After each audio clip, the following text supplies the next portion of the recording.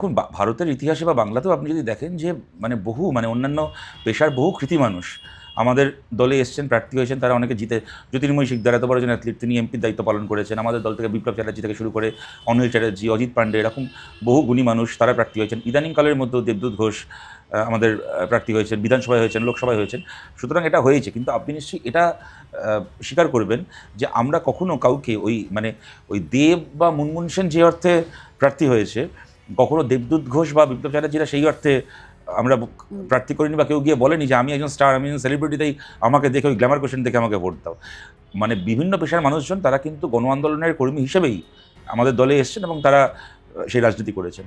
অতএব আর যে কারণে আমাদের এরকম আপনি দেখবেন না যে ওই গতবার যেরকম ভোটের সময় হয়েছিল, ওই 2-3 জনকে প্রার্থী করলো বিজেপি। আমি বলছি না, তথাগত রায়ের ভাষায় যারা নগণ্য টিনি, তো বিজেপির হয়ে প্রচার চলছে, তারা দেখি লঞ্চে গিয়ে মদন মিত্রের সঙ্গে নাচছে। হ্যাঁ, তো আমি বলছি এই সার্কাসগুলো, বা তারাই এখন আবার কেউ এই ভোট এসে 5 বছর কোথায় ছিল কেউ জানে না, ভোট এসে গেল, ঠিক এই ভোটের আগে এদের হয়। ভোটের আগে কেউ নিঃশ্বাস নিতে পারে না, ভোটের আগে কেউ দলে থেকে কাজ করতে পারে না। ভোটের আগে কারো 5 বছর আগে পার্নো মিত্র প্রার্থী হয়েছিল বিজেপির, 5 বছর পরে ঠিক বিধানসভা ভোটটা এসে গেল, তখন ওর মনে হলো আমার প্রায়শ্চিত্ত করা দরকার রয়েছে।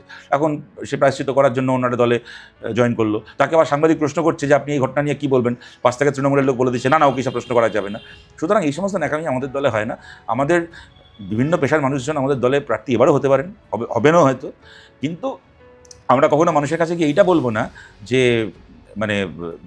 সেলিব্রিটি বলে প্রার্থী এদের ইয়ে কর। আপনি দেখেছেন মুনমুন সেন, সেই সবাই গিয়ে বলেছিলেন, তার মা কদিন আগে মারা গেলেন। কী ধরনের রাজনীতি এগুলো! সুচিত্রা সেন মারা গেছেন, মৃতদেহে মালা দিতে গিয়ে মেয়েকে প্রার্থী হওয়ার অফার দিয়ে এসছে। তিনি আবার প্রচারে গিয়ে বলছেন যে আমার মায়ের আত্মার শান্তির জন্য আমাকে আপনারা ভোট দিন। মুনমুন সেন আপনাদের মনে থাকবে বলেছিলেন, লোকের মায়ের আত্মার শান্তির জন্য মায়ের শ্রাদ্ধ করে, ইনি মায়ের আত্মার শান্তির জন্য জনগণের শ্রাদ্ধ করবেন। তো এই সমস্ত সার্কাস আমাদের দলে হয় না। আমাদের বিভিন্ন পেশা থেকে হতেই পারেন প্রার্থী, কিন্তু তিনি মানুষের জন্য সত্যি সত্যিই লড়াই করার জন্যই প্রার্থী হবেন।